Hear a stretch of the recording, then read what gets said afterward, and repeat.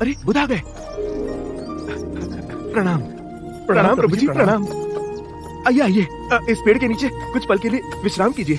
आइए ना, विश्राम कीजिए, आइए। जी बुध, थोड़ी देर यहाँ विश्राम कीजिए। कृपया आज उपदेश मत दीजिएगा, आप पहले से ही थके हुए हैं। आनंद, परम सत्य का ज्ञान आकाश में नहीं, मनुष्य के हृदय में होता है।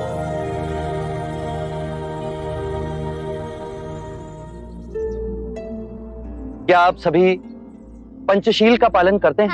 हाँ। तो आज हम सब मिलकर एक प्रण लेते हैं कि अपनों से छोटों से हम निर्मलता का व्यवहार रखेंगे।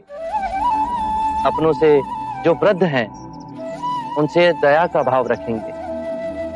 जो प्रयत्नशील हैं उनसे सहानुभूति का भाव रखेंगे। और जो निर्बल है, चाहे वो बुरा ही क्यों ना हो, उससे उदारता का भाव रखेंगे। ध्यान रहे, हमारे जीवन में कभी ना कभी ये सभी दशाएं आती हैं। प्रभु, कभी कभी हम ना चाहते हुए भी नीच व्यवहार और प्रवृत्ति में वापस गिर जाते हैं। यदि ये भाव आपके अंतर में आया और फिर भी आप नीच प्रवृत्तियों में गिरे, तो स्वयं ही संभल जाएंगे। जो हम हैं वो केवल विचारों के कारण ही हैं।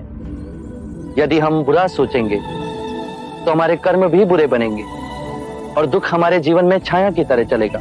जैसे बैल के पग रखते ही बैलगाड़ी उसी दिशा में घसीटती जाती है।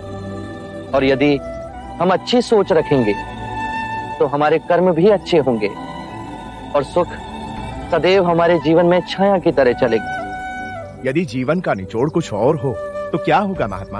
अंत में 3 बातें ही महत्वपूर्ण हैं।